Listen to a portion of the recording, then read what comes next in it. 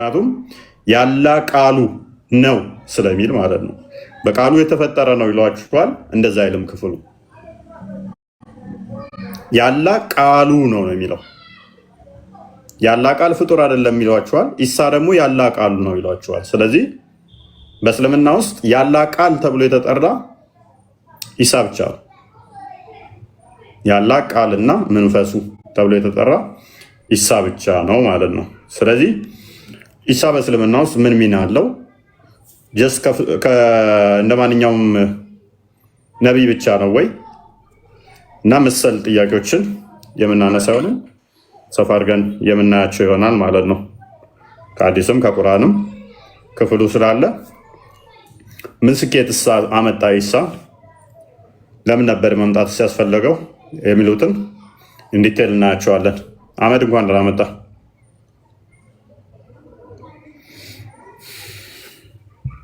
አለ ክርስቲያን አለው ፋይ አመድ ይሰማል? እንኳን ደህና መጣ። መልካም። ያላ ቃል ፍጡር ነው ፍጡር አይደለም?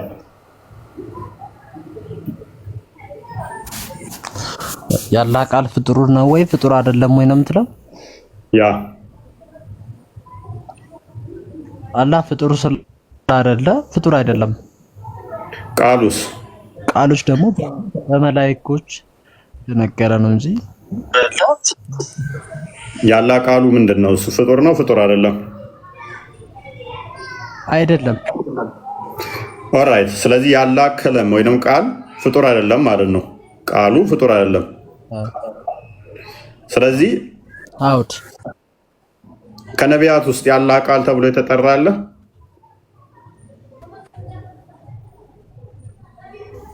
ያው ነቢያቶች በራሳቸው ልቅና ባገኙት ያው እነሱም ቃሉን ያገኙት በመላእክቶች ነው። አይ ቃሉን ያገኙት ሳይሆን ያላ ቃል ተብሎ የሚጠራው ማን ነው? ኢሳ። ስለዚህ ያላ ቃል ተብሎ የሚጠራ ያላ ቃል ፍጡር አይደለም ማልከኝ። ሎክ ያላ ቃል ፍጡር አይደለም ማልከኝ። ያላ ቃል ደግሞ ኢሳ ነው አልከኝ። ስለዚህ ኢሳ ፍጡር አይደለም ማለት ነው።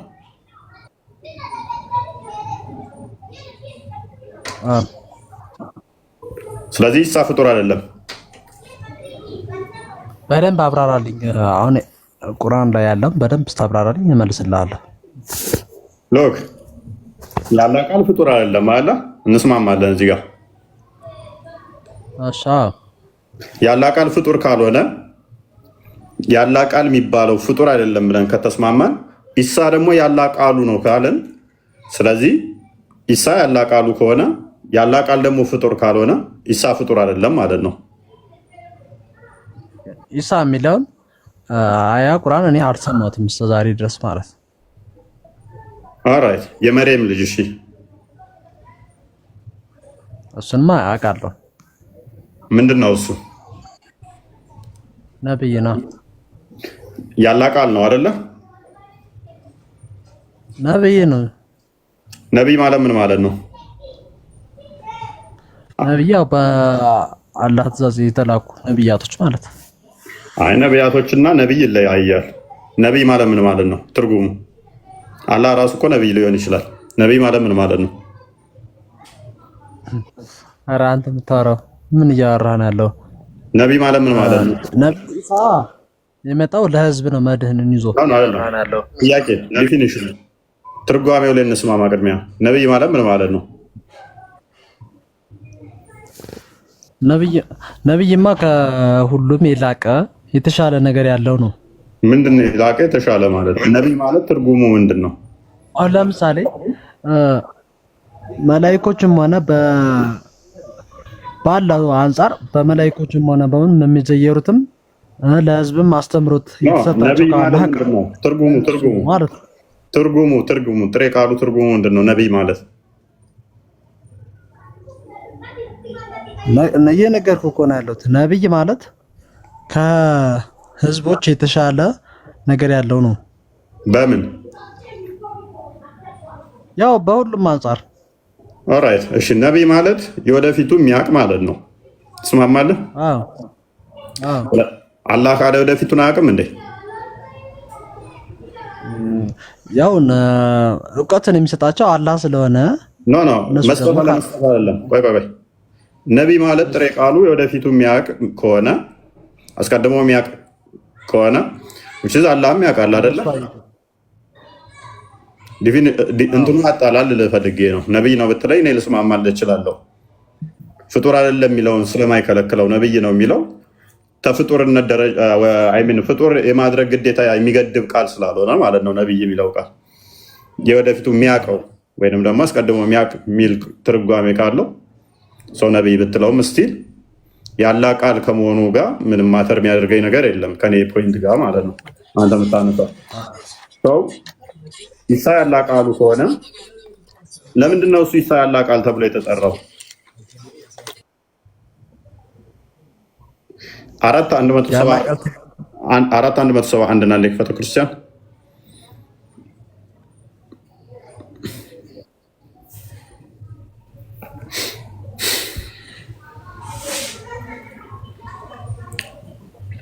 ሎሂ አህመድ አንድ ነገር ተጣለ ከተባለ ከመጣሉ በፊት አለ አይደለ?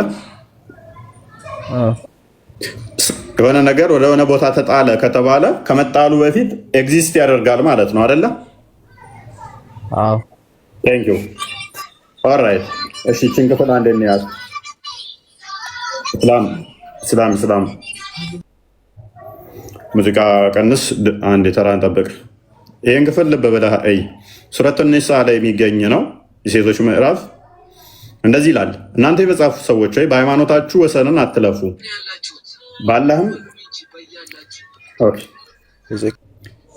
እናንተ የመጽሐፉ ሰዎች ወይ በሃይማኖታችሁ ወሰንን አትለፉ፣ በአላህም ላይ እውነትን እንጂ አትናገሩ።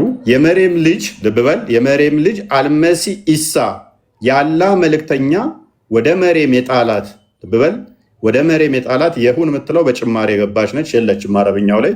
ቀጣፊ፣ ውሸተኞች፣ ወራዶች፣ አጭበርባሪዎች ስለሆኑ አማርኛው ላይ በሁን ብለው ከተውባታል፣ አረብኛው ላይ የለችም። ቃሉም ከእርሱ የሆነ መንፈስ ብቻ ነው ይላል። ስለዚህ ኢሳ ማን ነው? የአላህ ወደ መርየም የጣላት ምኑ ቃሉና መንፈሱ ነው ይላል። ስለዚህ ከለማላ ተብሎ የተጠራው ኢሳ ብቻ ነው። በደንብ አስተውል። ተጣለ ከተባለ ደግሞ አንድ ነገር ምን ተስማምተናል? ከመጣሉ በፊት ኤግዚስት ያደርጋል የሚል ያስጨብጣል። ስለዚህ ወደ መርየም ተጣለ ምኑ ቃሉና መንፈሱ። ቃሉ ደግሞ ያላ ፍጡር አይደለም፣ ተስማምተናል። ስለዚህ ኢሳ ያላ ቃልና መንፈሱ ከሆነ ኢሳ ፍጡር አይደለም ማለት ነው። ያላህን ቃል የያዘ ያላህን መንፈስ የያዘ ስለሆነ አህመድ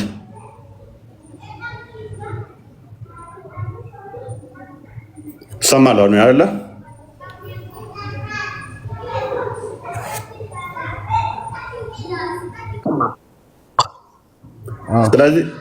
ስለዚህ ምን ትላለህ? ይህንን ክፍል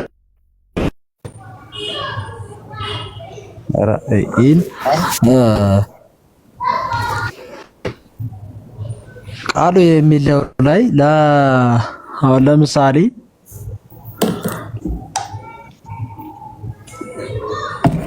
በደንብ አላብራራልኝ። ቃሉ የሚለው ላይ በደንብ አላብራራልኝ። ሎክ ያላ ቃል ፈጣሪ ነው አይደለ? ፍጡር አይደለም፣ ባህሪው ነው፣ ሲፋቱ ነው አይደለ? ስለዚህ ያንን ቃሉን ነው የጣላት ወደ መርየም። ልክ ቁርአን ያላ ቃል ነው ብለህ ታምናለህ አይደለ? ቁርአንን ወደ ጅብሪል አወረደው፣ ጅብሪል ደግሞ ለሙሐመድ አወረደው። እሱን ደግሞ አንተ ትቀራለህ፣ ፍጡር አይደለም ብለህ ታምናለህ። ይሄንኛው ግን ቀጥታ ሶስተኛ እንኳን ሳይዘዋው ይሄንኛው ደግሞ ምን ሆነ? ቀጥታ ወደ መርየም የጣላት ይሆናል ማለት ነው። ቃሉን ወዴት? ወደ መርየም። ከዛስ ያ ቃል ነው ኢሳ ምንድነው? ያላ ቃሉ ራሱ ነው። ከዛ ቁርአን ከለም አላህ ነው ብለህ ታምናለህ፣ ወይንም ያላ ቃል ተብሎ ይጠራል ቁርአን። በተመሳሳይ ኢሳም ደግሞ ያላ ቃል ተብሎ ይጠራል። ያላ ቃል ደግሞ ፍጡር አይደለም። ስለዚህ ኢሳ ምንድነው? ከመጣሉ በፊት ቃል ብቻ ነበረ፣ ያላ ቃል ብቻ ነበረ። ያ ያላ ቃል ወደ መርየም ሲጣል ከመሬም ስጋና ደምን ነሳና ምን ሆነ ማለት ነው? በስጋ የተገለጠ ያለ ቃል ሆነ ማለት ነው። ነሳና ምን ሆነ? አሁን ግልጽ ሆነልህ? ሉክ ቁርአን ነበረ። ቁርአን ወረቀቱ አሁን ከጊዜ በኋላ የተጻፈ ነው አይደለ? ወረቀቱ ላይ ያለው አስቀድሞ ግን ያላ ቃል ነበር አይደለ? ያላ ቃል ወደ ምን መጣ? ወደ ጅብሪል፣ ከጅብሪል ወደ መሐመድ መጣ። መሐመድ ለነቢያቶቹ ለተከታዮቹ ነገራቸው። ቁርአኑ ወረቀት ላይ ሰፈረ። ወረቀቱ ምንድን ነው? እሱ ወረቀቱ ከጊዜ በኋላ የመጣ ነው አይደለ? ግን ምን ይዟል? የአላህን ቃል ይዟል አይደለ? ስለዚህ የአላህን ቃል ስለያዘ እስተነ ወረቀቱ ቁርአን ምን ተብሎ ይጠራል? ፍጡር አይደለም ተብሎ ይጠራል። ቃሉ ነው ፍጡር ያልሆነው፣ ያ ቃሉ ነው። ግን ወረቀቱ ደግሞ ከጊዜ በኋላ የመጣ ነው። አንድነት ግን ቁርአን ምንድን ነው ተብለህ ስትጠራ ምንድን ነው የምትለው? ምላሽ የአላህ ቃል ነው። ኦኬ፣ ፍጡር ነው ብትባልስ? ቁርአን ፍጡር ነው ተብለህ ብትጠራ? ፍጡር አይደለም፣ ፍጡር አይደለም። ቴንክ ዩ። ስለዚህ ቁርአን ፍጡር አይደለም ብለህ ታምናለህ ማለት ነው። ልክ ወረቀቱ ከጊዜ በኋላ እንደመጣው ሁሉ የኢሳም ስጋ ከጊዜ በኋላ ከመሬም ሲወለድ ይመጣና ያ ግን ኢሳ የያዘው ስጋ ብቻ ሳይሆን ቃልም ይዟል። አስቀድሞ ከስጋው በፊት የነበረ ወደ መሬም የተጣለ ቃል ይዟል። ስለዚህ ምንድነው እሱ ኢሳ ማለት ነው? ያላ ቃል ነው። ያላ ቃል ሲሆን ደግሞ ፍጡር ብቻ አይሆንም ማለት ነው። ፍጡር አይደለም። ምክንያቱም ልክ ቁርአን ወረቀቱ ፍጡር ወይንም ከጊዜ በኋላ የመጣ ሚያዝ የሚነካ ቢሆንም ቃሉን እንደመያዙ ፍጡር አይደለም እንዳልከው ሁሉ ኢሳም ደግሞ የአላህን ቃል እንደመያዙ ፍጡር አይደለም ማለት ነው።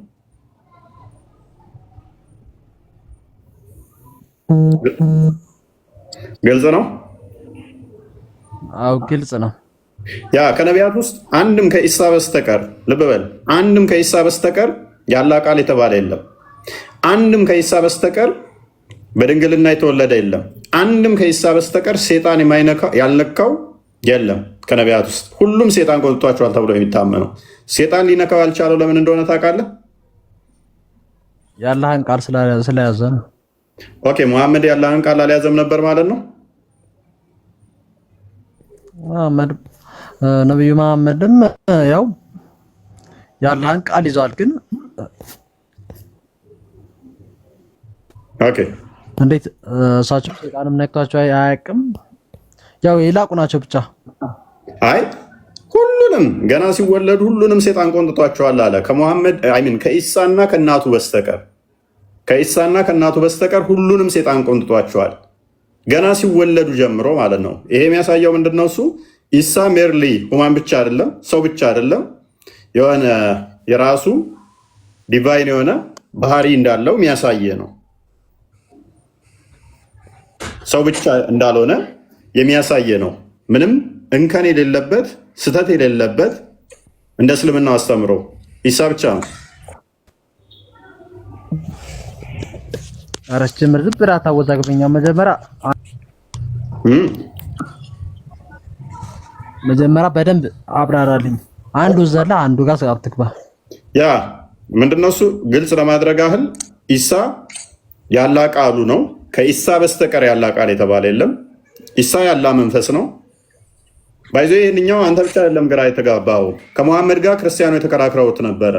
በተከራከሩበት ሰዓት ላይ ሙሐመድ ግራ ተተጋባ በኋላ ምላሹን እንዴት እንደሰጠ ላሳየ። ሱራ 3:9 እንደ ክፈተው ክርስቲያን ተከራክረውት ነበረ። ናይጄሪያን ክርስቲያኖች ኢሳ ያላህ ቃል ከሆነ ፍጡር አይደለም ብለው ተከራከሩት። ከዛ ወዲያ እንደዚህ ብሎ መለሰላቸው። ሶሪ ልክ አድርገው አላህ ዘንድ የኢሳ ምሳሌ ልክ አድርገው ችግር የለው ኖ 59 ልብ በል አላህ ዘንድ የኢሳ ምሳሌ እንደ አዳም ቢጤ ነው አላቸው። አላህና ኢሳ ተመሳሳይ ኢሳና አደም ተመሳሳይ ነገር ናቸው የሚል እሳቤ ሰጣቸው ማለት ነው። ካፈር ፈጠረው ካፈር ፈጠረው ከዚያም ለእርሱ ሁን አለው ሆነም አለ። ኢሳ ካፈር ነው የተፈጠረው። ኦኬ ችግር የለውም በአባታቸው አገኘው እንበል። ሁን በሚል ነው የተፈጠረው ነው። ኢሳ አደም ምንድነው? እሱ በእጁ ነው የሰራው። ምክንያቱም እንደዛ አይደለም፣ ሁን በምትልም አይደለም አደም ራሱ ተፈጠረው። አለበለዚያ እንደዛ ከሆነ ከቁርአኑ ጋር ይጋጫል።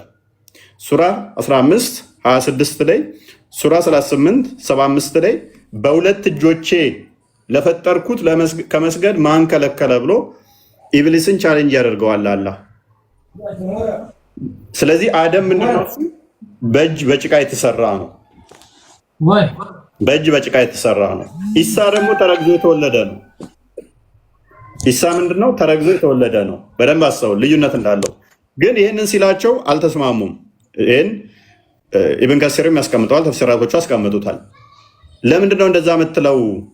እሱ እኮ ያላህ ቃልና መንፈስ ነው ብለሃል። ኢሳ ያላህ ቃሉ ከሆነ ደግሞ ፍጡር አይሆንም አሉት። ከዛ ወዲያ ምን አለ መሰለ? ቁጥር 60 ላይ ይህ ከጌታህ ዘንድ የሆነ ነው፣ እውነት ነው፣ ከተጠራጣሪዎች አቱን ተብያለሁ አላቸው። ጥያቄ ሲጠይቁ ግራ ተጋባ። ፍጡር ሊሆን አይችልም። ያላህ ቃሉ ከሆነ ያላህ ቃሉ ከሆነ ፍጡር ሊሆን አይችልም። ያላህ ቃል ፍጡር ከሆነ አላህ ዲዳ ነበር ማለት ነው። ቃሉን ከመፍጠሩ በፊት ቃል የሌለው ዲዳ ይሆናል። አይ ቃሉ ደግሞ ፍጡር አይደለም ካልከን፣ ስለዚህ ኢሳ ያላህ ቃል ከሆነ ፍጡር አይደለም ኢሳ ሲሉት ግራ ተጋባ። ኢሳ መሐመድ ማለት ነው። ከዛ ወዲያ ምን መጣልኝ አላቸው። ኖ አላህ ከተጠራጣሪ አትጠራጠር ብሎኛል በቃ አላቸው። ይሄ መልስ አይሆንም። ክርክሩ አልቆመም።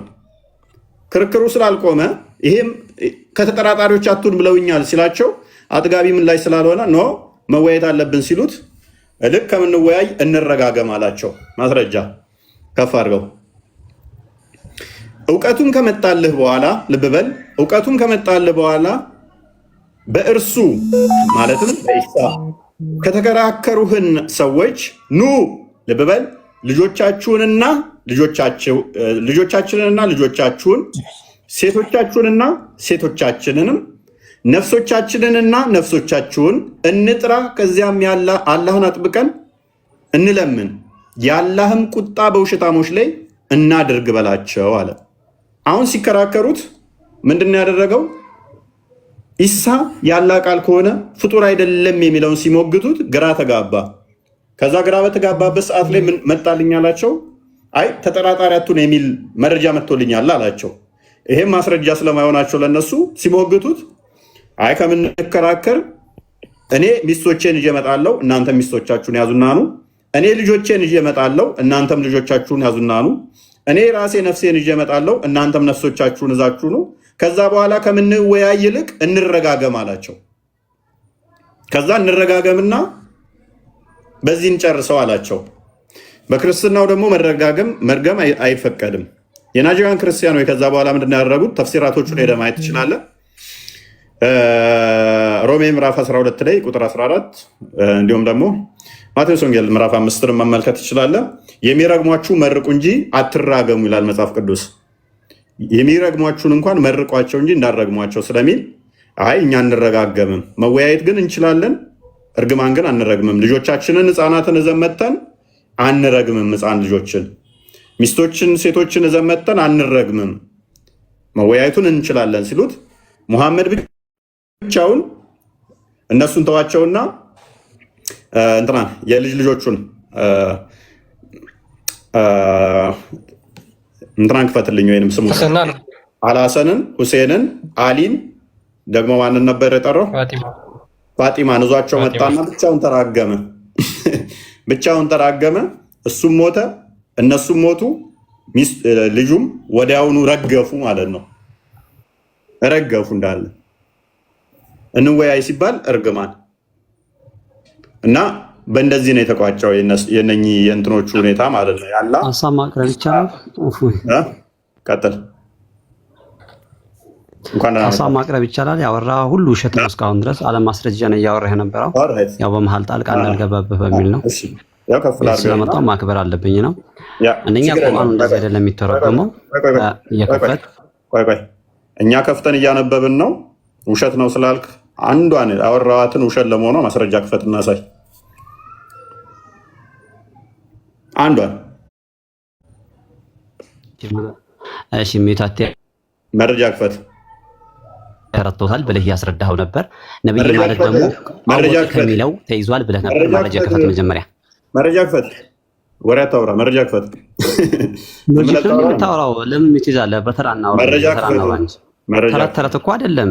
እኔ ለማክበር ነው እስካሁን ድረስ እያዳመከ ነበር። መረጃ ክፈት። ነብይ ያለው አወቀ ከሚለው ቃል ከየት መጣ? ኢብኑ ከሲር ይሄ ተርጉሞታል ብለህ ነበር። አይ ቆይ አትጮህ። ተረጋጋ። ቅድሚያ አሁን መረጃ መጫወቻ ነው እንዴ? ከፍተህ አሳይ። ኢብኑ ከሲር ብለህ ነበር ትርጉም። በጭራሽ በፍጹም እንደዚህ ተብሎ የሚተረጎም ነገር የለም። ተረት ነው ያወራኸው። አንደኛ ና ክርስቲያን ናከፍ በል። ተረት ነው ብሏል። ኢብኑ ከሲርን ተረት አድርገዋለን። አክፈተው ክርስቲያን ሂሚሌት መደረግ ምናምን አይሰለቻችሁ?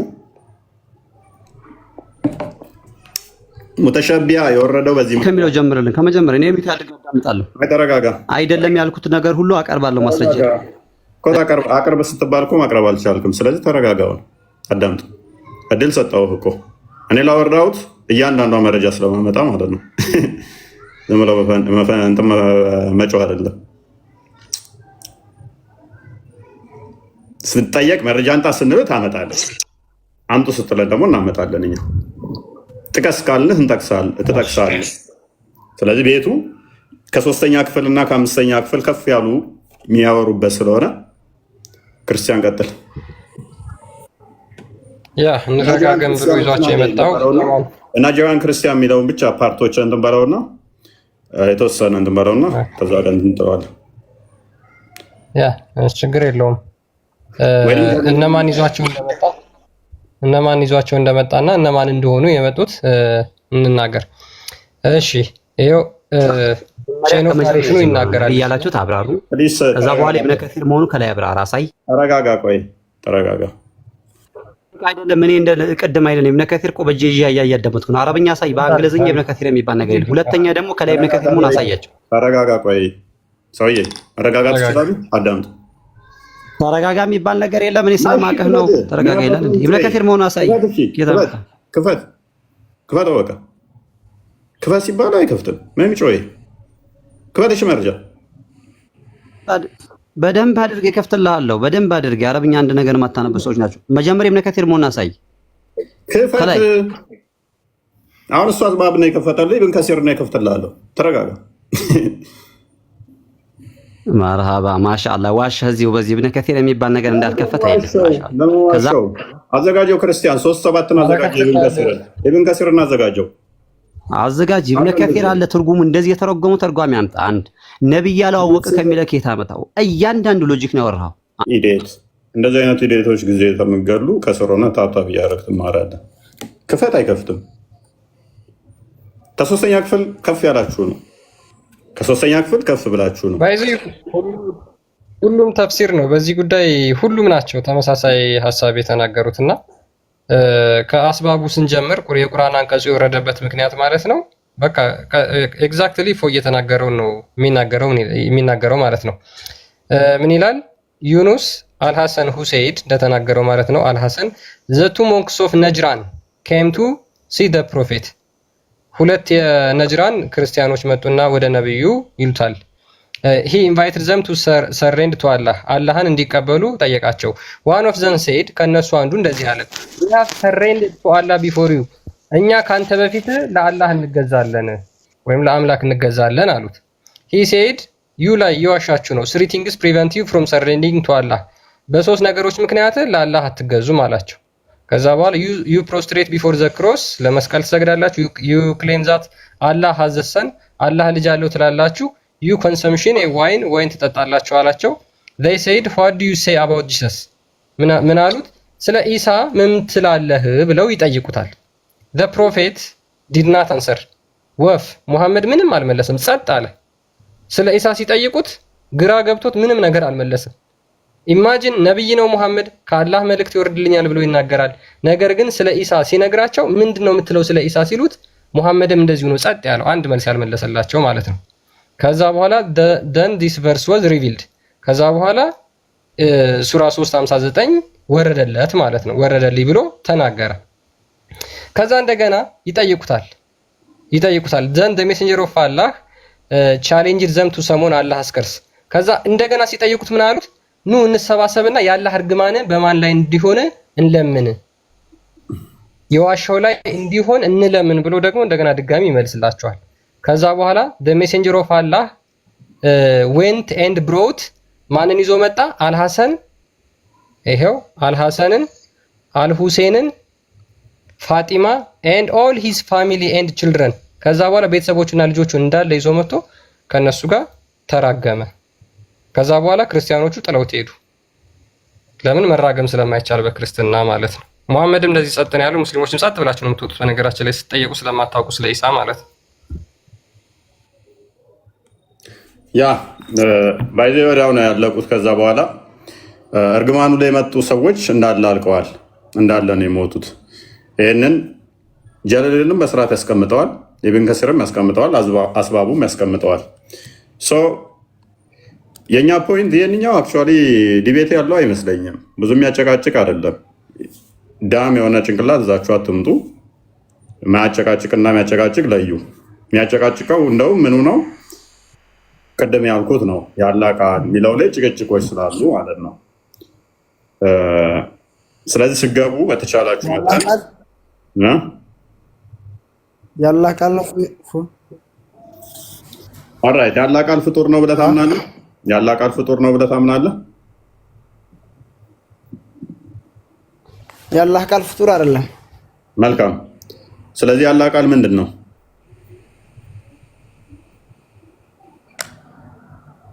ቃል ነው። አሁን ሲባል የሆነው ነገር ሁን አሁን ያለው የቃሉ በቃሉ የሆነ ነው አይደለ?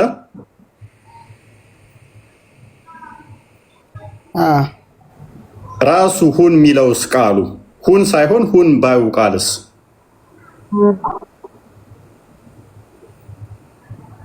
እሱ ፍጡር ነው?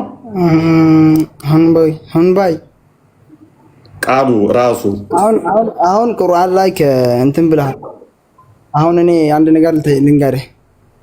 እኔ እንትን ላይ ብዙ ሙያ የለኝም፣ ግን ቁርአን ላይ ከኢየሱስ ውጭ ያላህ ቃል የለም ብለህ ነበርና ኦኬ አለ ያን ያህል እንትን ባላቅ በስሊ ካደስተኝ ያላህ ቃል ለምሳሌ አሁን ሰማይና ምድር ያላህ ቃል ነው አይደለም? ባላ ቃል ሁን ሲባል የተፈጠረ ነው እንጂ ግመልም አለ በነብያ ማን ዘመን መሰለ? ግመልም ከተራራ ያወጣበት ዘመን አውጣልኝ ሲል በቃል መፈጠርና ያላ ቃል ልዩነት አለው።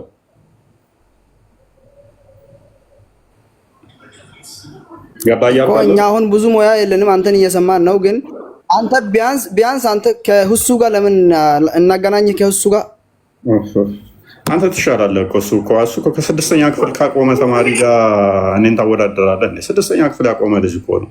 በአረብኛ ዝም ብሎ ስለደለላችሁ የሚያውቅ ይመስላችኋል? ስድስተኛ ክፍል ካቆመ ልጅ ጋር በእናታችሁ አትጥሩ ስሙን ራሱ። አንተ በትንሹ ስምንተኛ ክፍል ይሄን ገብተሃል።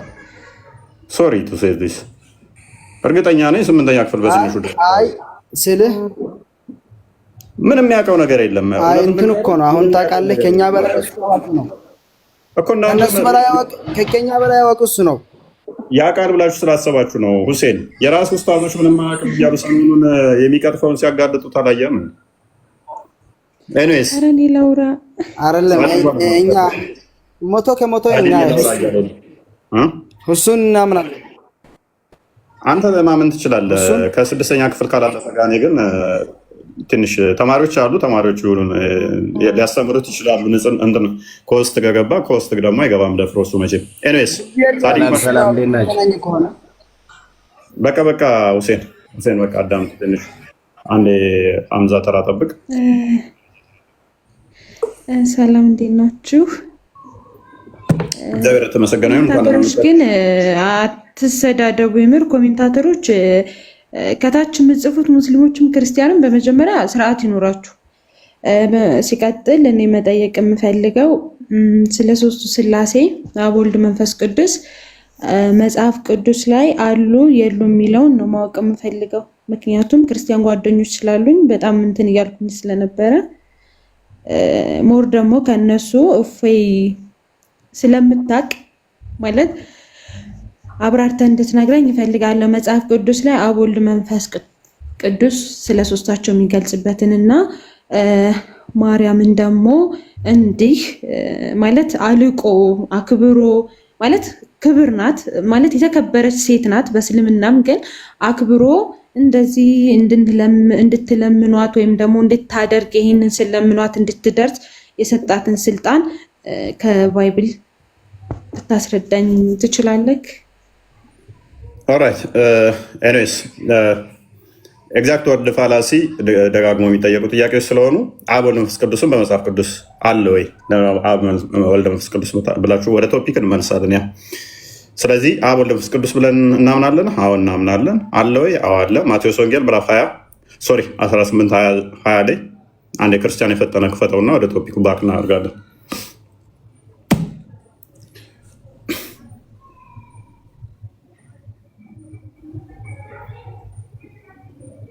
ተመለሽ እህታችን። አብ ወልድ መንፈስ ቅዱስን የሚጠቅስ ክፍል አለ ወይ? ያ እንግዲህ ሲዱና አህዛብን ሁሉ በአብ እህታችን ሳዲ ያለሽ ሳዳ ቢንት ማሜ ሎክ አብ ወልድ መንፈስ ቅዱስን የሚጠቅስ ክፍል አለ ወይ? አብ ወልድ መንፈስ ቅዱስ ብላችሁ ታምናላችሁ? ያ አለው። ስለዚህ ምን ይላል? በአብ በወልድ በመንፈስ ቅዱስ እያጠመቃችሁ ደቀ መዝሙርቴ አድርጓቸው። ምን በማ በአብ በወልድ በመንፈስ ቅዱስ። እኛ ልጅነት የምናገኘው እግዚአብሔር ልጅ ተብለን የምንጠራውም የምንጠመቀውም በአብ በወልድ በመንፈስ ቅዱስ ስም ስልጣንን የሚያሳይ ነው። ኤሬስ ስለዚህ ሶስቱም አካላት ስሞች አሉ። አዎ ተጠቅሰዋል። በተመሳሳይ ግን ይህን ዩቱብ ፋላሲ እንስራና ሲነሱ ጋር ተውሂድ የሚል ቃል አለ እነሱ ጋር የለም። ቁርአን ውስጥ አለ ኖዌር። እሺ ተውሂድ በሶስት ይከፈላል እንደ እስልምና። ሱኒ ሙስሊሞች እንግዲህ በሶስት ከፍላችሁ ነው ተውሂድን ትማራላችሁ። ተውሂድ አልአስማእ ወልሲፋት፣ ተውሂድ አልሩቢያ፣ ተውሂድ አልኡሉሂያ። ሶስቱንም ተውሂድ ከቁርአን ማሳየት ይቻላል? አይቻልም። ከቁርአን አይደለም ከሐዲስ ማምጣት ይችላሉ? አይችሉም። የለም። ስለዚህ ተውሂድን በሶስት ከፍለው ግን ያምናሉ መሰረት ነው ብለው። ተውሂድ የሚል ቃል ቁርአን ውስጥ የለም። ተውሂድን በሶስት ከፍለው ይማራሉ፣ ያምናሉ፣ ግዴታም ነው። ከቁርአን ተውና ከሐዲስ የለም። ቢንጎ። ኤኒዌይስ ሌላኛው ማርያምን ያላቀበት ክፍል አለ ወይ? ሉቃስ ወንጌል ምዕራፍ 1 ቁጥር 26 አካባቢ ላይ ቼክታ እንዴ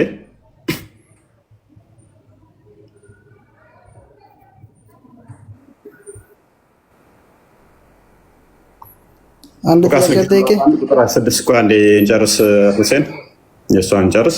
ከዳዊት ወገን ለሆነች ዮሴፍ ለሚባል የታጨች ወደ አንዲት ድንግል ከእግዚአብሔር ዘንድ ተላከ። የድንግሊቱም ስም ማርያም ነበረ። መልአኩም ወደ እርሷ ገብቶ ደስ ይበልሽ፣ ጸጋ ምን ያለብሽ የሞላብሽ። ዘፍጥረት ምዕራፍ 3 ላይ ስትመለከች የሰው ልጅ አዳምና ሔዋን ልክ ዕፀ በለሷን ሲበሉ ጸጋቸው ተገፈፈ፣ ፍራቻ ያዛቸው፣ መንቀጥቀጥ፣ መጨነቅ፣ ችግር መጣባቸው። ማርያም ጋር ግን የመጣው ገብርኤል ሊያመሰግናት ከፍ ከፍ ያለች ስለሆነች እንዴት እንዳወደሳት መልአኩም ወደ እርሷ ገብቶ ደስ ይበልሽ፣ ጸጋ የሞላብሽ ወይ ጌታ ከአንቺ ጋር ነውና። እግዚአብሔር ከማን ጋር ነው? ከእሷ ጋር ነውና። አንቺ ከሴቶች መካከል የተባረክሽ ነሽ። ማንም እንደሷ የለም። ጸጋ የሞላባት ከሴቶች መካከል አንቺ የተባረክሽ ነሽ። ቁርአን ላይ ሱረቱ መርየም ላይ ሱረቱ መርየም ማለት 19ኛው ሱራ ከቁጥር 17 እስከ 18 ስትመለከቱ ወደ መርየም ጋር ሄደው ያስደነግጣታል፣ ወላ ያስፈራታል ማለት ነው። እንኳን እንደዚህ ሊያወድሳት ቀርቶ ፈርታ እኔ ከአንተ ባላ እጠበቃለሁ። ቀጥታ ሰው መስሎ ነው የመቀረባት። ሊደፍራት መስሏት ደንግጣት እንትን ትላለች ማለት ነው። ደንግጣት ሽሸዋለች። እዚህ ጋስ መጥቶ ሲያወድሳት ሲያመሰግናት ሲዘምርላት ነው የምናገኘው ማለት ነው። አንቺ ምንድነሽ ይላታል? ከሴቶች ሁሉ የተባረክሽ ጸጋን የሞላብሽ ነው ይላታል። ስለዚህ ከሴቶች ሁሉ የተባረከች ጸጋን የሞላባት እኛም እያልን እናመሰግናታለን ማለት ነው። የመልአኩን ምስጋና እናመሰግናታለን። ከፍ ስትል ደግሞ ኤልዛቤት ታመሰግናታለች። የኤልዛቤትንም ዘን ነው የሰላምታሽን ድምፅ በሰማው ጊዜ በማኅፀኔ አይምን የሚለውን ዝማሬ ክፍሉን ከፍ አድርገው ሜይ ቢ አንብበልኝ። ሶሪ በቃል ያልያዝኩትም ደግሞ አታስበሉኝ። ሪከርድ አድርጋችሁ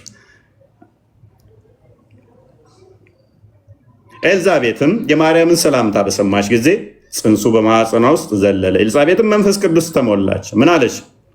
በታላቅ ድምፅ ጮኻ እንዲህ አለች። አንተ ሆን ብለህ ነው አይደለ? አልያዝኩትም ስላልኩኝ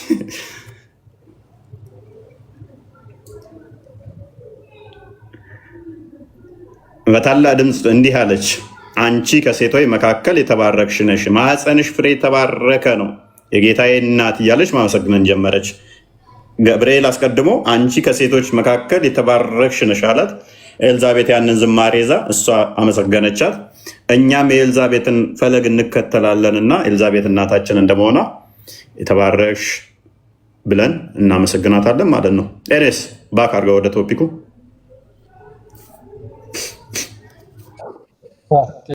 ቃለ ሕይወት ያሰማልን። አይ ቲንክ ሳዲ ጥያቄሽ ተመለሰልሽ ይመስለኛል። አመሰግናለሁ። እና አንድ ደግሞ ልጨምር መጽሐፍ ቅዱስ ሁለት ጥያቄ ስለጠየቅሽ ከዛ ደግሞ እኛ ቶፒክ ስላለን ወይ ሌላ ጥያቄ ተጨማሪ ካለሽ ወደ መጨረሻ አካባቢ ትጠይቂያለሽ፣ ወደ 5:30 አካባቢ። አሁን ቶፒክ ቼንጅ ስለሚሆንብን የመጀመሪያው ቶፒካችን ላይ እንግባና የአላህ ቃል አንቺ ፍጡር ነው ብለሽ ታምኛለሽ? ታች የአላህ ቃል ከአላህ የወረደ ቃል ስለሆነ እንዴት ፍጡር ሊሆን ይችላል? ቃል እኮ የሚወጣ ነገር ነው እንጂ የሚፈጠር ነገር አይደለም። ፍጡር እንደኛ ፍጡር አይደለም። ስለዚህ ፍጡር አይደለም የአላህ ቃል። ፖዝ የሆናችሁ ተመለሱ። የአላህ ቃል ፍጡር አይደለም። ኦራይት። ስለዚህ ከላይ የሚወርድ ስለሆነ ፍጡር አይደለም የአላህ ቃል። ኦራይት። ወረደ ቃሉ ወረደ ሲባል ልክ እንደዚህ እየታየ የሚወርድ ነገር አይደለም። ያው በነቢዩ መሐመድ ሰለላሁ ዐለይሂ ወሰለም ሁሉም ነቢያቶች የየራሳቸው መጽሐፍ አላቸው አይደለ? ለነቢዩ መሐመድ ደግሞ ቁርአን ወረደ ሲባል ቃሉ ነው። ቃሉ ለእነሱ እንዴት ማለት የወረደው እንደዚህ ውርድ ብሎ ምናምን ነገር አይደለም እንጂ ቃሉ ሲወርድላቸው ልክ በመንፈስ ቅዱስ አይነት ነገር ነው የወረደው እንጂ እንደዚህ እንደ እንትን አይደለም። ወይም አላህ ወርዶ የሚናገረው መልአኩ ጅብሪል ነው ያመላለሰላቸው የነበረው። በዛም መልኩ ነው ቁርአን ወረደ የሚባለው እንጂ እንደዚህ ወርዶ ምናምን አይደለም። መጽሐፉ ወደ ምድር ችግር የለውም። እንስማማ። ስለዚህ በባሌም በቦሌም ቃሉ ፍጡር ነው ፍጡር አይደለም የሚለው ላይ ብቻ እንስማማ። ያ ቃሉ ፍጡር ነው ፍጡር አይደለም? ፍጡር አይደለም። ቴንክ ዩ። ስለዚህ ኢሳ ፍጡር አይደለም ማለት ነው የአላህ ቃል ስለሆነ? ኢሳ ፍጡር ነው። ለምን ፍጡር ይሆናል? የአላህ ቃል ፍጡር አይደለም ብለሽኛል እኮ ቅድም። ቃሉና ኢሳ ሰው ነው፣ ቁርአን ቃል ነው። ኢሳም ራሱ ቃሉ ነው ይላል። ኢሳ የአላህ ቃል ነው ይላል። ከሌሎች ነቢያት ኢሳ ራሱ ኢሳን የአላህ ቃል ነው ይለዋል። እንደዛ ሳይሆን ኢሳ የአላህ ቃል ነው ሲባል እኮ ስለ ኢሳ ሲናገር የኢሳን ታሪክ ሲነገር አሁን ቃል ነው እኮ ያ አይደለም? ቃል ነው። ስለ ኢሳ ሲናገር አሁን አይደለም የአላህ ቃል ነው። የአላህ ከተባለ የአላህ ማለት ፖሴሽን ነው የሚያሳያል። የከሌ ከተባለ ንብረትነት ነው የሚያሳየው። የኔ ብልሽ ንብረትነት ነው የሚያሳየው። የአላህ ቃሉ ነው ተተባለ which is የአላህ ገንዘቡ ነው። የአላህ ቃል ቁርአን የአላህ ቃል ነው ስትይ የሚጠጋው ቁርአን ወደ አላህ ነው አይደለ? ሰው ወደ አላህ ነው የሚጠጋው። ቁርአን ወደ አላህ ስለሚጠጋ ፍጡር አይደለም ማለት። ስለዚህ ኢሳም የአላህ ቃል ነው ስትይ የሚጠጋው ወደ ማን ይሆናል ማለት ነው? ወደ አላህ ኢሳ ፍጡር ነው። ኢሳ ፍጡር ነው እንጂ ቃል ሲባል ቁርአን ነው ስለ ቃል እንትን ነው። እሺ ክፍሉን እናንብበው። እሺ እንደዚህ ይላል፣ እናንተ የመጽሐፉ ሰዎች ሆይ በሃይማኖታችሁ ወሰንን አትለፉ፣ በአላህም ላይ እውነትን እንጂ አትናገሩ። የመርየም ልጅ ምዕራፉን ንገረኝ። አያው ምንድን ነው? ሴቶች ምዕራፍ ሶሪ የቱ ጋር ነበርኩኝ? በአላህም ላይ እውነትን እንጂ አትናገሩ። የመርየም ልጅ አልመሲ ኢሳ የአላህ መልእክተኛ ሎክ የአላህ መልእክተኛ ወደ መርየም የጣላት ውሽዝ አንድ ነገር ተጣለ ከተባለ ከመጣሉ በፊት ነበር ማለት ነው። ወደ መርየም የጣላት የሁን የምትለዋ በቅንፍ የገባች ነች። አረብኛው ላይ የሌለች ነች፣ ጭማሪ ነች አማርኛው ላይ። ስለዚህ ወደ መርየም የጣላት ቃሉም የምታሳየው አሁን ፖሴሽን ነው፣ ንብረትነት የምታሳይ ነች፣ የከሌ እንደማለት ነው። ቃሉም ከእርሱ የሆነ ከማ ማለት ነው ከአላህ ነው የሚሆነው። ከእርሱ የሆነ መንፈሱም ብቻ ነው። የማ መንፈስ? የአላህ ማለት ነው። ስለዚህ ኢሳ የማን ነው? የአላህ ከለም አላህ ነው ማለት ነው ኢሳ ራሱ። ይህንን በደንብ እንዲብራራልሽ በአዲስ አንድ የክፈትላት ሳይ ሙስሊም 193 ነው አይ ቲንክ። ኦኬ እንደዚህ ይላል። አስምርበት የተወሰነ ፓርቱን። አረብኛውን ከቻልሽ አረብኛውን ትሄጂበታለሽ አንቺ። ኦኬ ይሄ ክፍሉ ምንድነው? እሱ የሚያወራው በቂያማ ቀን ነው። በደንብ ግልጽ ያደርገዋል። በቂያማ ቀን ምልጃን ስለማቅረብ ነው የሚያወራው ክፍሉ፣ ሙሉ ክፍሉ ሀዲሱ ማለት ነው። ከዛ ሰዎች ይሰበሰባሉ፣ ነቢያቶች ይመጣሉ። ከዛ ወደ አዳም ጋር ሄዱና አዳም አማልደን ሲሉት ኖ ከኔ ይልቅ እኔ በእኔ ምክንያት ነው ከገነት የተባረራችሁት፣ ኃጢአት ሰርቻለሁ፣ ከኔ ይልቅ ወደ ኢብራሂም ጋር ሂዱ፣ አንተ እኮ የአላህ መንፈስ እንትነ እፍ ብሎብሃል፣ በእጁ ሰርቶሃል፣ አማልደን ሲሉት ኖ ከኔ ይልቅ ኢብራሂም የአላህ ጓደኛ ነው፣ ወደ ኢብራሂም ሂዱ ይላቸዋል። ኖ ወደ ኖህ ሂዱ ይላቸዋል። ኖህ የመጀመሪያ ነቢይ ምናምን ይላቸዋል። ከኖህ ደግሞ ወደ ኢብራሂም ሂዱ ይላቸዋል። ኢብራሂም ደግሞ ወደ ሙሳ ይልካቸዋል። ሙሳ ጋር ሲመጡ አንተ ተውራትን በእጁ ጽፎ የሰጠህነ አማልደን ሲሉት ኖ ከኔ ይልቅ ወደ ኢሳ ሂዱ። ሎክ አሁን ላሳይሽ። ከየት ጀምረው መሰለሽ? ኦኬ you better go to Jesus the spirit of Allah and his word። ከኔ ይልቅ ወደ ኢሳ ሂዱ፣ እሱ የአላህ መንፈሱና ቃሉም ነው ይላቸዋል ማለት ነው እንትና ሙሴ ደግሞ።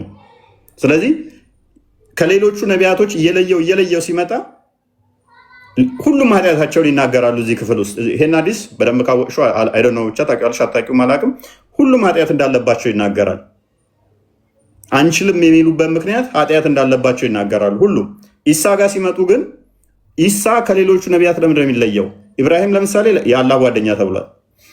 ሙሳ ለምሳሌ ተውራት በእጁ ተጽፎ ተሰጥተዋል ተብሏል። አደም ለምሳሌ በእጁ የተሰራ ነው ተብሏል።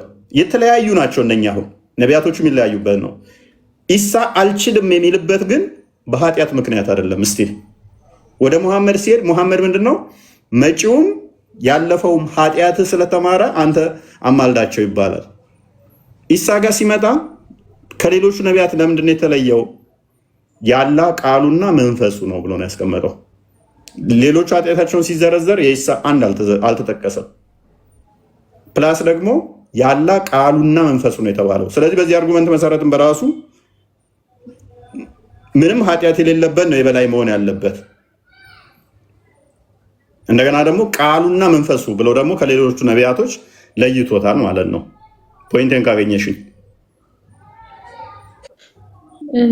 እሺ ይሄንን ሐዲስ አዋቀዋለሁ፣ ግን ነቢዩ መሐመድ የመጨረሻ ነቢይ እንደመሆናቸው አማላጅ ናቸው። ሁሉም ነቢያቶች ከዛም በፊት ወደ ኢሳም ሲሄዱ ወደ ኢብራሂምም ሲሄዱ እኔ አልችልም እያሉ ነቢያቶች እያስተላለፉ ነቢዩ መሐመድ ሰለላሁ ዐለይሂ ወሰለም ጋር ደርሰዋል። ነቢዩ መሐመድ አማላጅ ናቸው፣ እኛ ጋር ያማልዳሉ። ነቢዩ መሐመድ ናቸው እና አማላጅ ናቸው። እና እዚህ ጋር አሁን እኔ መጠየቅ እንፈልገው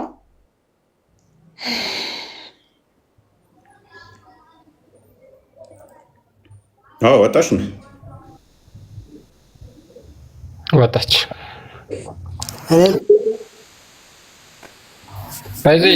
ጥያቄ አለ። ምንድን ነው? አንዴ ውፋይ ሰላም እዚህ ጋር ሸምሴ ያሻል ይቆይ ሸምሴ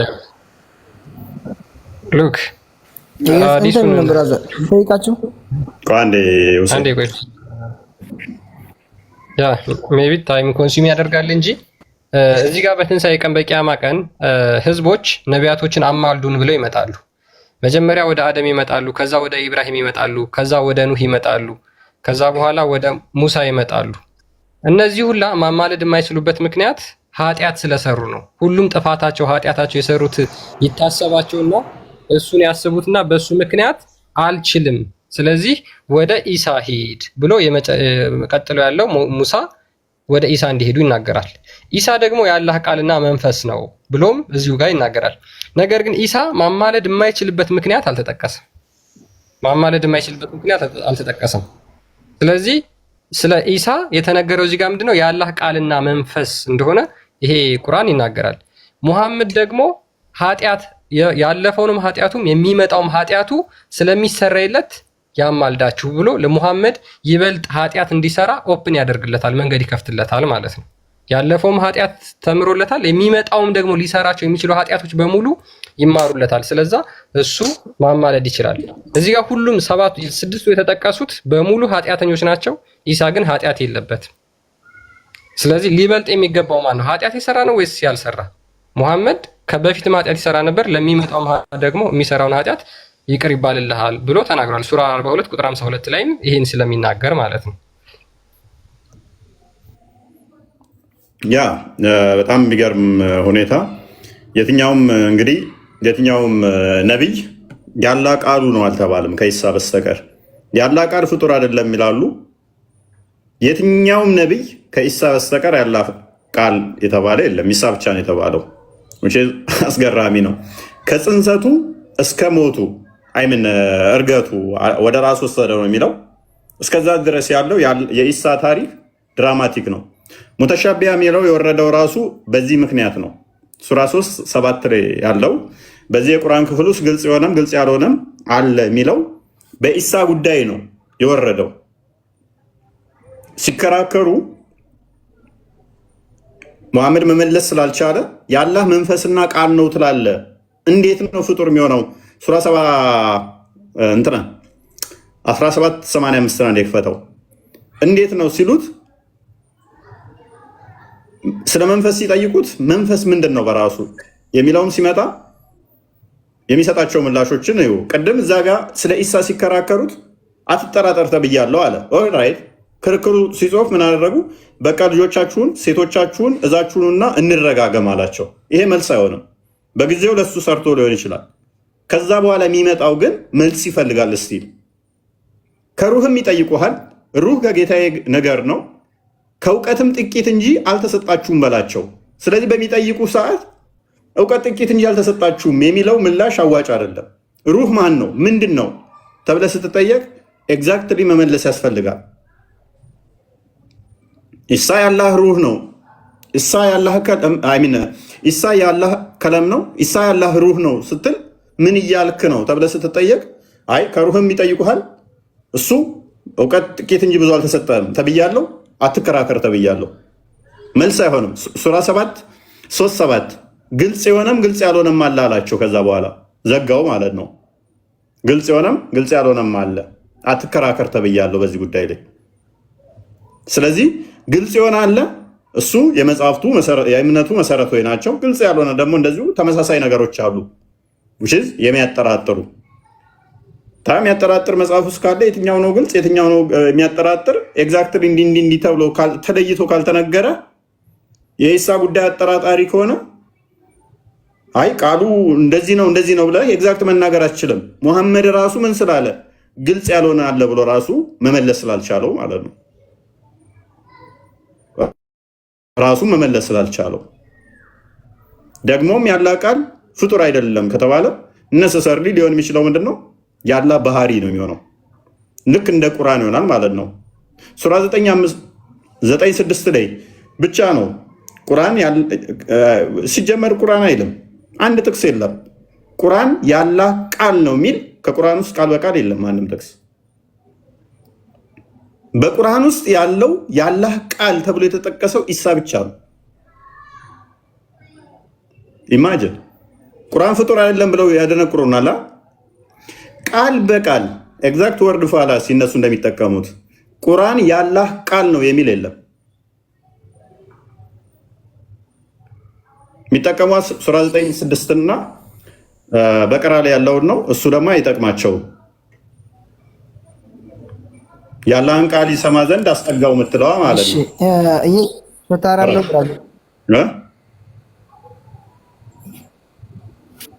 ኢየሱስ ፈጣሪ አለው። ኢየሱስ ፈጣሪ ያለው ወይ?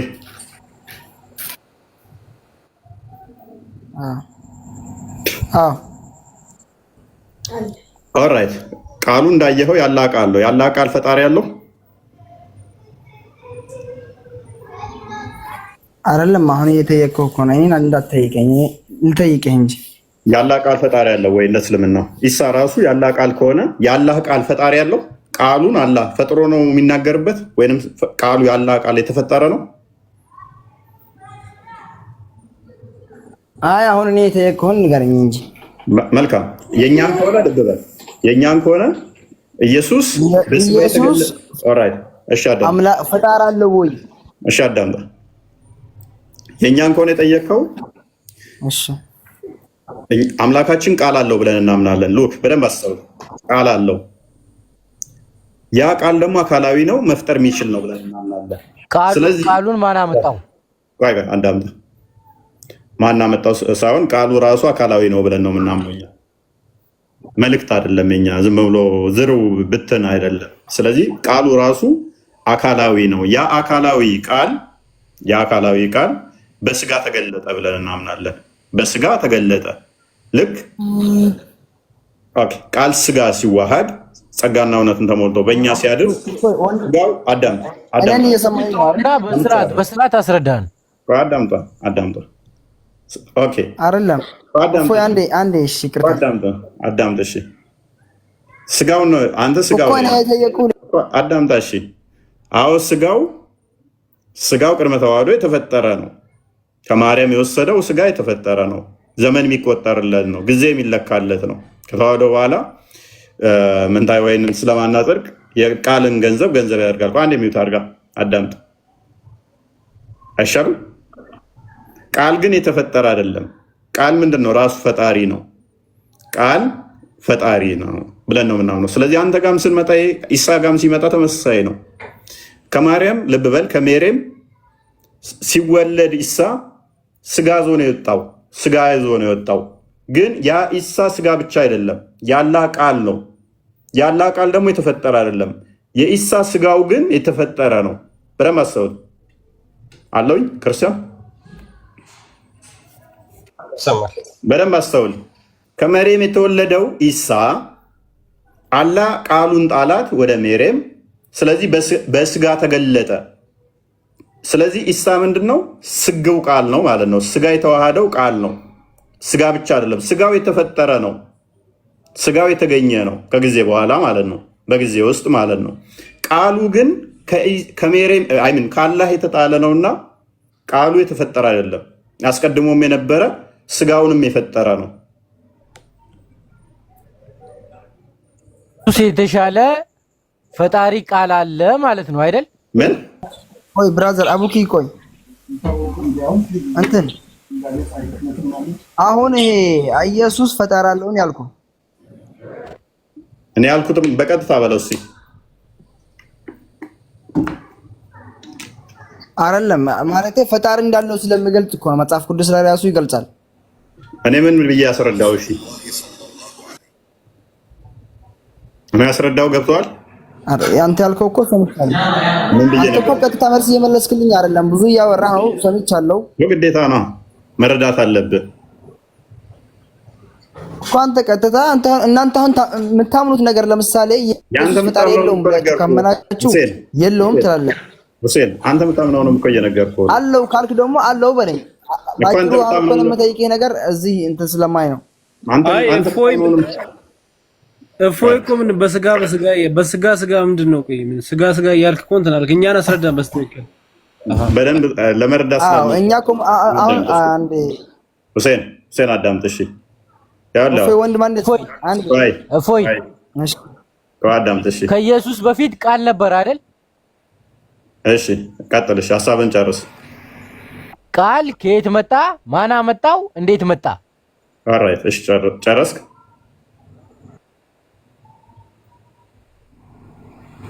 እኔ ነው ጨረስኩ። መልስልኝ። እሺ መልካም። በደንብ አስተውል። ያለው ቃል አካላዊ ነው። ቃል ፈጣሪ ነው። ራሱ ከየት መጣ ማን አመጣው የሚባል አይደለም። ቃል ፈጣሪ ነው አልክ። ፈጣሪ አለ ማለት ነው። አዳምጥ እሺ። ከኢየሱስ የተሻለ ሌላ ፈጣሪ አለ ማለት ነው። ፕሊስ አዳምጣ። ጠየቀ ጠየቀኝ እንድመልስልህ ነው የምፈልገው።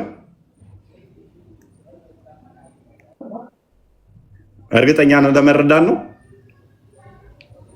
ለመከራከር እንዴ? በጣም ጎበዝ። ያ ለመረዳት ከሆነ በደንብ አስተውል። ሎክ በደንብ አስተውል። አምላካችን ቃል አለው ብለን እናምናለን። ሰው ያ ቃሉን ልጅ ብለን እንጠራዋለን፣ ወይንም ደግሞ የአብ የባህሪ ቃሉ ብለን እንጠራዋለን። ያ ቃል ፈጣሪ ነው ብለን ነው የምናምነው። እንደኔና እንዳንተ ድምፅ አይደለም። ስርዓት እያስረዳኝ አይደለም። አሁን ምንም እየገባኝ አይደለም። በስርዓት አስረዳኝ። እያዳመጥክ አይደለም። ሜይ ቢ አንተ ላይ ባክፋየር ካደረኩት ይከብዳል። አላህ ቃል አለው ብለህ ነው የምታምነው። ያ ቃሉ ደግሞ ይፈጠር ነው ብለህ ነው የምታምነው። ሲፋቱ ነው ብለህ ነው የምታምነው። ቆይ ከኢየሱስ በፊት ቃል ነበር አይደል? እየረበሽክ ነው። እየሰማህ አይደል? ከኢየሱስ በፊት ቃል ነበር አይደል? መልስልኝ በስርዓት። ኖ መልስልኝ። ላስወረደ ነው። ሶሪ። አዮ አያ አይደል? ጥያቄውን በስርዓት መልስልኝ። ልሰማ አልቻልክማ። ከቁርአን በፊት ቃል አላህ እሺ መልስልኝ ጥያቄውን በስርዓት። ከቁርአን በፊት አላህ ቃል አለው? ኢየሱስ በፊት ቃል ነበረ ወይስ አልነበረም? ኢየሱስ ማለት ምን ማለት ነው? ፈጣሪ የምትሉት ነው። ኢየሱስ የእናንተ ፈጣሪ ነው አይደል? እኮ አዳምጥ እሺ። ኢየሱስ ማለት ስጎ ቃል ስለሆነ ፕሊስ አዳምጥ እሺ። ኖ ስጎ ቃል ምናምን አትበል፣ ስጋ አትበለኝ። ፕሊስ አዳምጣ። አልተረዳህም እኮ። እሺ እኔ በቀላሉ እንደዚህ ብዬ ልጠይቅህ። ከቁርአን በፊት አላህ ቃል ነበር የለም? እንዴት መልሰዋለህ? እነሲ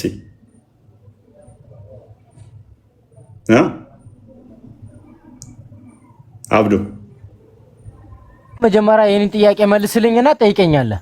እንዴት ትመልሰዋለህ? እስቲ ይሄንን አስረዳኝ። አንተ ከቁርአን በፊት መጀመሪያ አንተ የኔን ጥያቄ መልስልኝ። ከቁርአን በፊት መጀመሪያ የኔን ጥያቄ መልስልኝ አንተ። እሺ ሚውታር ከኢየሱስ በፊት ቃል ነበር አልነበረም? አዳምጥ እሺ። ይኸውልህ የጠየቅኩህ እኮ አንተን። ኖ አዳምጥ አይደለም። እሺ ጥያቄ መልስልኝ አንተም። ከቁርአን በፊት ያለ ቃል አለ የለም? ከኢየሱስ በፊት ቃል ነበር አልነበረም? ከቁርአን በፊት ቃል አላህ ቃል አለው የለውም? ከኢየሱስ በፊት ቃል ነበር አልነበረም? እሺ ላስረዳ። አስቀምጥ። ሚውታር ኖ ላስረዳ አይደል? አዳምጥ። ለምሳሌ ከኢየሱስ በፊት ቃል ነበር አልነበረም? መልስልህ አልፈለክም። ስለዚህ ላስረዳ፣ በቀላሉ ላስረዳ። ጥያቄው ወደኛ ስታመጣው ኢየሱስ ስግው ቃል ነው። ስግው ቃል ማለት በስጋ የተገለጠ ቃል ማለት ነው። አዳምጥ አንዴ ሚውታር ፕሊዝ። በስጋ የተገለጠ ቃል ነው። ስለዚህ በስጋ የተገለጠ ቃል እንደመሆኑ ከኢየሱስ በፊት ከኢየሱስ በኋላ ብለህ የምከፍለው ነገር አይኖርም በኋላ ማለት ነው። እሱ ላይ ተረጋጋ። በስጋ ከመገለጡ በፊት ቃል ብቻ ነበረው የሆነ ጥያቄ? አዎ ቃል ብቻ ነበረ፣ ስጋን ያልተዋሃደ። በደንብ ሚውታር ፕሊዝ፣ አዳምጥ ፕሊዝ። አሁንም እኮ ስጋ የምትለውን ተውና ዳይሬክት መልስልኝ ጥያቄን። አንድ ትዕግስት ብቻ የምታገስ የማታዳምጥ ከሆነ አወርድሃለሁ። ምክንያቱም ጠየቅኩህ እኮ ከቁርአን በፊት አላህ ቃል አለው ወይ ብዬ ስጠይቅህ የለውም ካልከኝ፣ ስለዚህ ቁርአን እስከመጣበት ድረስ አላህ ዲዳ ነው ብዬ መልስብሃለሁ። አንድ በል። አይ አለው ከቁርአን በፊት ካልከኝ ደግሞ ስለዚህ ቁርአንስ ብዬ ደግሞ ጠይቃለሁ። ቁርአን ያላህ ቃል ነው አይደለም ብዬ ጠይቃለሁ። ያላህ ቃል ከሆነ ስለዚህ በፊትና በኋላ ብለህ ለምን ትከፍላለህ ብዬ ጠይቃለሁ። ምክንያቱም ቁርአኑ ራሱ ያላህ ቃል ስለሆነ ሁለቱም ስለማያስኬድ ነው። ቁርአን ያላህ ቃል ከሆነ ከቁርአን በፊትና በኋላ ብዬ ለምን ክፍፍሉ አያዋጣህም ማለት ነው። ቁርአኑ ራሱ ያላህ ቃል ስለሆነ ያላህን ቃል ሁለት እያደረግኩበት ስለሆነ ማለት ነው። ተረጋጋ። ስለዚህ ስጋን ከመዋሃዱ በፊት ምን ነበረ? ቃል ብቻ ነበረ። ስጋ ያልተዋሃደ፣ ስጋ ያልያዘ ቃል ብቻ ነበረ። ያ ቃል ብቻ የነበረው ግን በስጋ ተገለጠ። እመቤታችንን ቅድስት ድንግል ማርያምን ፈጠራት። ከዛስ ከእሷ ስጋና ደም ነፍስ ተካፍሎ በስጋ ተገለጠ። ኢየሱስ ተባለ። እሱ ስግው ቃል ይባላል። ስጋን የተዋሃደ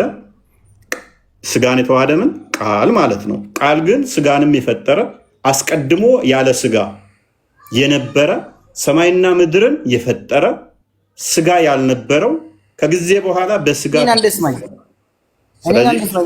ኦራይት። አሁን በቃ ወደ ቶፒኩ መልሰው። መደናቆር ነው የያዛችሁት። ክርስቲያን ፓራፍሬዝ አድርገው ማምለጥ የምታደርገው ጥረት ደስ ይላል በጣም። አይ እልህ ይዞሃል። አሁን አይደለም እኛን እኮ እያስረዳህ አይደለም። ወደ ቶፒኩ እያስረዳህ አይደለም። እፎይ ከሰሩና በቃ አንደኛ ለማዳመጥ ፈቃደኛ አይደላችሁም ወይንም አላወቃችሁትም። የእናንተንም እሺ ጥያቄ ነበር። ሆነስትሊ አንደኛኛ መረዳት ጤናማ ነገር ነው። የምጠይቁትን ነገር ጠይቆ ለመረዳት ከሆነ ጤናማ ነው። ነገር ግን የልህ ዝም ብሎ ጩኸት ከሆነ አስቸጋሪ ነው፣ አስቸጋሪ ይሆናል ማለት ነው። ክርስቲያን ፓራፍሬዝ አድርገው አንዴ ተወስዶ ኦኬ እሺ ቅድም ባጭሩ ጥያቄ አለኝ። ቢቢ አንዴ ባባ ነው አንዴ የአላህ ሩህ ምንድነው? ቢቢ የአላህ ሩህ ፍጡር ነው ወይስ ፍጡር አይደለም? አላህ ሩህ የለውም ሲጀመር። ኦኬ ሩህን የፈጠራት እሱ ሩህ ማለት ነፍስ ማለት ነው። ምንድነው ሩህ? ምንድነው? እስኪ ሩህ ማለት ነፍስ ማለት ነው። ሩህ ነፍስ ነው የሚል እስኪ ከቁርአን ማስረጃ ስጠኝ። ሩህ ነፍስ ነው እንዴ? ይሄ እኮ ምንም ቁርአን መፈታ አያስፈልግም። ከቁርአን ትራንስሌት አድርጎ አንዴ ሩህ ነፍስ ነው ብሎ አልመለሰም። ነብይ ራሱ ሩህ ምንድነው ተብሎ ሲጠየቅ ሩህ ነፍስ ነው ብሎ አልመለሰም። አላቅም ነው ያለው። አንተ ከየት አምጥተህ ነው ሩህ ነፍስ ነው ብለህ የመለስከው? ከቁርአን ማስረጃ ስጠኝ። የቱ ጋር ነው አላቅም ያለበትን አሳየኝ። ኦኬ አንተ ነፍስ ነው የሚለው ማስረጃ የለህም? አለኝ። ያው በሰዓቱ አሁን እጄ ላይ ስለሌለ ነው እንጂ አለ። ስጠኝ ማስረጃውን ስጠኝ። ያ ይዛና ዝም ብሎ ወሬ አይደለም። በነገራችን ላይ ከርጃ አለሽ ያ ክርስቲያን ሉክ የአላህ ቃልና የአላህ ቃል ቁርአን ማለት ነው። የአላህ ቃል ነው ብለው ሙስሊሞች ያምናሉ። ምንም እንኳን ቁርአን ላይ ቁርአን የአላህ ቃል ነው የሚል ባይኖርም ማለት ነው። ስለዚህ ይሄ የአላህ ቃል የሚባለው ፍጡር ነው ወይስ ፍጡር አይደለም ተብለው ሲጠየቁ ፍጡር አይደለም፣ ባህሪው ነው። የአላህ ባህሪው ነው፣ ሲፋቱ ነው። ከዘላለም ጀምሮ አላህ በነበረበት ሰዓት አብሮት ባህሪው የነበረ ነገር ነው እንጂ ፍጡር አይደለም ብለው ቁርአን ይናገራሉ። ሉክ ኢሳ ደግሞ እንዲሁ የአላህ ቃል ተብሎ ቁርአን ላይ አለ፣ ሐዲስ ላይ ተጠቅሷል። እንካ ቁርአንም ላይ መጠየቅ የፈለኩት አንድ ጥያቄ ነበር ልወጣ ነበር። ቢቢ አንዴ ክርስቲያን ሁላችሁም ይሰርቡ። ከሰው ጋር ተደርባችሁ አታውሩ። አንዴ ቆይ ተደርባችሁ አታውሩ። ኧረ ተደርባችሁ አታውሩ። ተረጋጉ አንዴ። ስለዚህ የአላህ ቃል የአላህ ባህሪ ከሆነ መመለሳችሁም ሙስሊሞች እናንተ ክርስቲያን በምሴ ሚውት አድርጋ አንተ አብዱ። ኧረ እባካችሁ አትደርቡ። አንድ ጥያቄ ነበረኝ። እስኪ አንዴ 2 ደቂቃ። በምሴ የአላህ ቃል ፍጡር ነው ወይስ ፍጡር አይደለም? የአላህ ቃል አላህ ቁርአንን አወረደው። እሱንም ለምንድን ነው ተብሎ ከተጠየቀ ይሰማላ። አላህ ቁርአንን አወረደው ለምንድን ነው ያወረደውም ከተባለ ኢላማው ለምንድን ነው ከተባለ ይሰማላ። ይሰማላ። እኔ ጋር ያቆራረጥ ነው መሰለኝ። ይሰማል። ቀጥል። ይሰማል።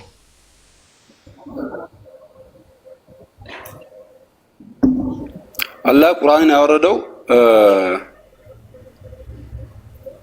እኛ እንድንቀራበት እኛ እንድናውቅ ለዛ ነው እንጂ የሌላ ነገር አይደለም። ለኛ ለሙእሚናቶች ነው ያወረደው። ቁርአን ከየት መጣ ምናምን ለሚለው ጥያቄ አላህ ነው ያወረደው።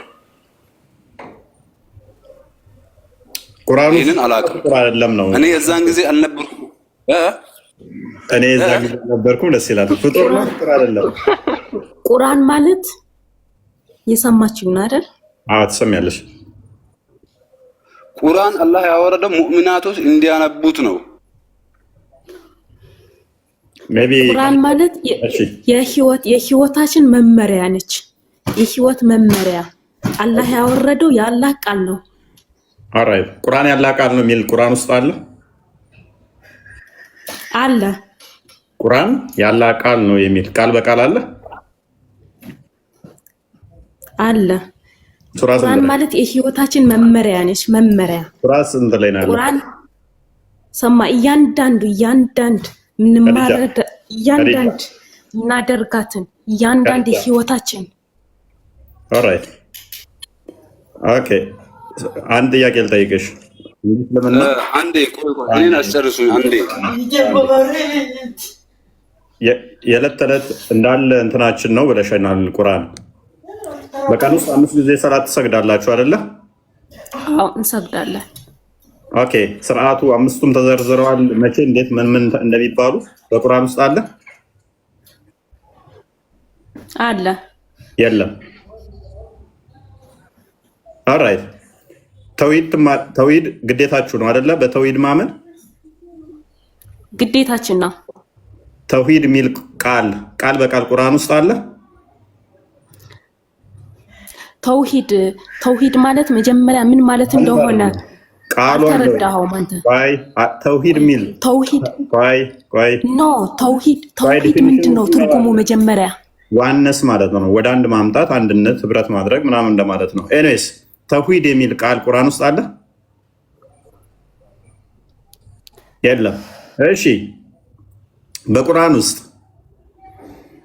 ሙሐመድ የት እንደተወለደ እናቱ ማን ትሁን አባቱ ማን እንደሆነ ይታወቃል የለም ኦራይት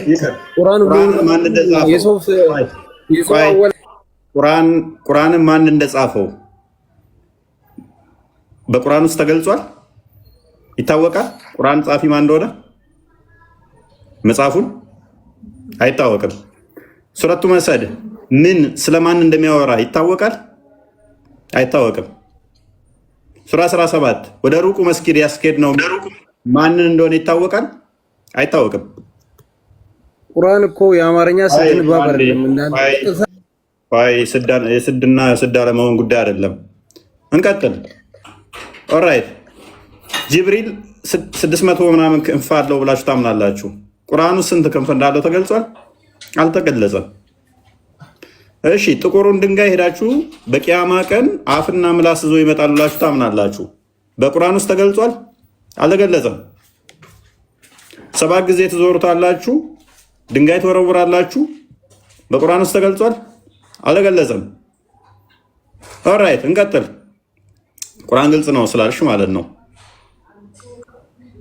የመቃብር ቅጣት ታምናላችሁ ትልቅ የመቃብር ቅጣት ጥንቃቄ የምታደርጉበት ነው በቁርአን ውስጥ ተገልጿል አልተገለጸም እንቀጥል እንጨምር ቁርአን ጨምር የሰማይ ያዳምጥ ቆይ እፎይ ቋንዴ ኖ ይቀጥል ያውራ እኔ ልጭረት ቋን ይታርክ ስለዚህ ቁርአን ፕሊስ ቋንዴ ፕሊስ ተረብሿ ቁርአን መቼ ተወረደ ይታወቃል አይታወቅም ስለዚህ ቁርአን ዝም ብሎ ብጭቅ ያለ ታሪክ ያዘ ከዛ በኋላ በሐዲስ ትናንትና የመጡ መጽሐፍቶች ማአት ተጻፉና ያንን ተጠጋገነ ማለት ነው ከዛ በአረብኛ የሆነ ነገር ያመጣሉ ኡስታዞቻችሁ ይሄው ተመለሰ ይላሉ ማቁ ሰዎችን ይደልሉበታል ይሸውዱበታል ስለ ቁርአን ስለ እስልምናችሁ መሰረታዊ አስተምሮ ግን ምንም አይነት ማስረጃ የለው ምንም ማስረጃ ማለት ነው ምንም ማስረጃ የሌለው አስተምሮ ነው ስለዚህ ሁሉንም ጥያቄን እኔ መልስልሃለሁ ግን አንድ ጥያቄ ልጠይቅህ ያው ናከፍል አርጋ ሁሉንም ይመልስልኛል አንተ የጠየኳቸውን ሁሉንም አይደለም ልብ በል ሁሉንም አልፈልግም እኔ ሶስቱን ከመለስክ ሶስቱን አይደለም ሁለቱን ከመለስክ እኔ ንጽጽር ለዘላለም አቆማለሁ ጥያቄ አንድ በቅድሚያ ግን እኔ አንድ ጥያቄ ልጠይቅህ አይ የት ነው የምሮጠው ሁሉንም እመልሳለሁ ብለህ አይደል እንዴ በቅድሚያ እኔ ልጠይቅህ ከዛ መልስልሃለሁ እሺ ወለት አንተ አራዳነን በቅድሚያ ልጠይቅህ መልስልሃለሁ ሚውት አትሰረኝ አንተ አራዳነን ይፋራልኝ ሁሉንም አይደለም ሁለቱን አይደለም አንዱን ከመለስክ ነው ንጽጽር አቆማለሁ ከሀ እስከ ፈ ቁርአን አንብቤዋለሁ ስለዚህ የምጠይቀውን አውቃለሁ ኤኒዌይስ ፓራፍሬዝ አድርገው ክርስቲያን ቶፒኮ ከዲጃ እሺ በጣም ከዲጃ አንድ ነገር ጥያቄ ነበረኝ ለኔ ቆይ አንዴ ከዲጃ አንድ ነገር ልንገርሽ እሺ ሱረቱ መሰድ የጨርት ምዕራፍ ማለት ነው። የአቡላሃብ እጆች ጠፉ፣ ከሰሩ፣ እሱም እሷም ከሚስቱ ማለት ነው እንጨት ተሸካሚ ስትሆን ገሃነም ትገባለች እያላችሁ ትቀራላችሁ። ምዕራፉ ይህንን የሚያወራው ሰዎቹ ከሞቱ 1400 ዓመት ሆናቸው። ኢሬሌቫንት የሆነ እሱን አንድ ምዕራፍ ትቀራላችሁ። ሰዎቹ ሞተዋል። ሱራ 33 ከቁጥር 50 እስከ 55 ያለው ክፍል ምንድነው የሚያወራው? ያመነች ሴት ነፍሷን እንኳን ለመሐመድ መስጠት ተፈለገች፣ የተፈቀደ ነው። የውሽሜችን ልጆች፣ የልጅ ልጆችን፣ የአክስትን ልጆችን ምናምን ማግባት ለአንተ ተፈቀደ። የነብዩ ቤት ካልተጠራችሁ በስተቀር ወደ ቤቱ እንዳመጡ፣ ከመጣችሁ ምግብ ከበላችሁ ወዲያውኑ ተበተኑ እያላችሁ ትቀራላችሁ።